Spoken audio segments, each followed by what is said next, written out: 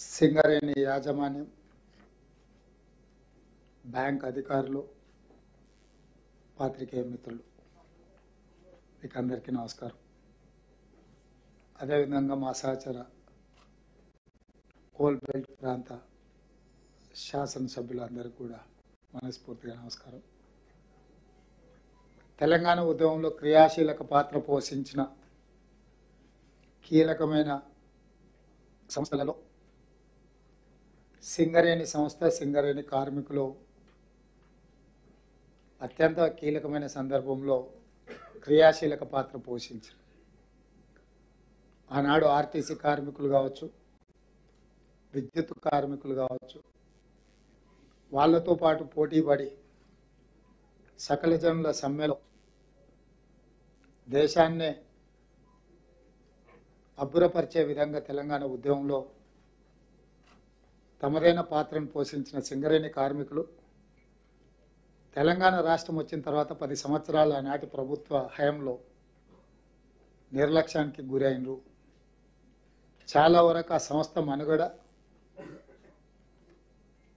సంస్థకు సంబంధించిన ఖనిజ నిక్షేపాలను కూడా కేంద్ర ప్రభుత్వం అమ్ముకునే ప్రయత్నం చేస్తుంటే ఆనాటి ప్రభుత్వం నిలువరించలేదు. ఆ ప్రభుత్వంతో కుమ్మక్కై పరోక్షంగా సంస్థను ప్రైవేట్ పరం చేయడానికి అవసరమైన ప్రయత్నాలన్నీ సహకరిస్తూ ముందుకెళ్ళారు.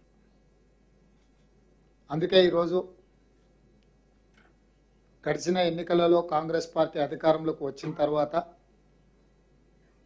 శ్రీమతి సోనియా గాంధీ, శ్రీ మల్లికార్జున ఖర్గే గారి నాయకత్వంలో తెలంగాణలో కాంగ్రెస్ ప్రభుత్వం ఏర్పాటు చేసి ఉమ్మడి రాష్ట్రంలో సమస్యలనే కాదు, గత పాలకులు 10 సంవత్సరాలలో సృష్టించిన సమస్యలను ఒకటొకటిగా పరిష్కరించుకుంటూ తద్వారా తెలంగాణ ప్రజలకు మేలు జరిగే విధంగా మా కార్యాచరణ తీసుకున్నాము. ఎన్నికల్లో మేము ఇచ్చిన 6 గ్యారెంటీలను ఒకటొకటిగా అమలు చేస్తూ తెలంగాణకు ప్రధాన జీవనాధారమైన నీళ్లు, నిధులు, నియామకాలు అనే అంశంలో జరిగిన తప్పిదాలను ప్రజలకు వివరించుకుంటూ వాటిని పరిష్కరించే బాధ్యత మా ప్రభుత్వం తీసుకున్నది.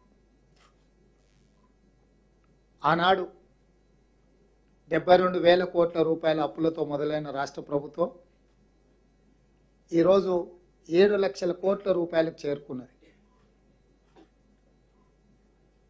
ప్రజలకు, పాత్రికేయ మిత్రులకు అర్థమయ్యే విధంగా చెప్పాలి అని అంటే, రాష్ట్రం ఏర్పడ్డ రోజు సంవత్సరానికి మనం కట్టాల్సిన అప్పుల యొక్క విలువ 6,000 కోట్ల రూపాయలు.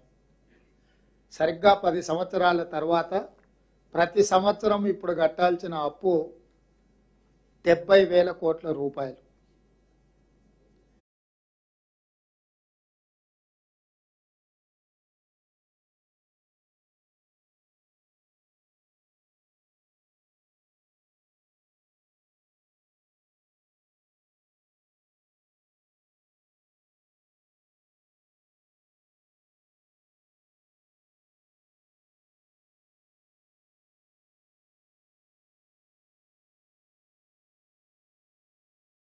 బ్యాంకులకు చెల్లించే స్థితిలో రాష్ట్రాన్ని చంద్రశేఖరరావు గారి చేతిలో పెడితే వారు 80,000 పుస్తకాలు చదివిన అనుభవంతో 10 సంవత్సరాలలో ప్రతి సంవత్సరం 70,000 కోట్ల రూపాయలు బ్యాంకులకు చెల్లించాల్సిన దివాలా పరిస్థితి తెలంగాణ రాష్ట్రాన్ని వేగంగా తీసుకెళ్ళిండు.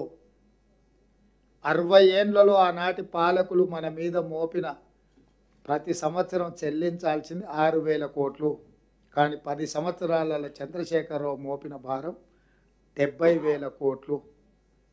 70,000 కోట్లు ప్రతి సంవత్సరం చెల్లించాల్సిన పరిస్థితి నుంచి మిత్రులు, ఉప ముఖ్యమంత్రి గారు ఆర్థిక శాఖ మంత్రిగా బాధ్యతలు చేపట్టి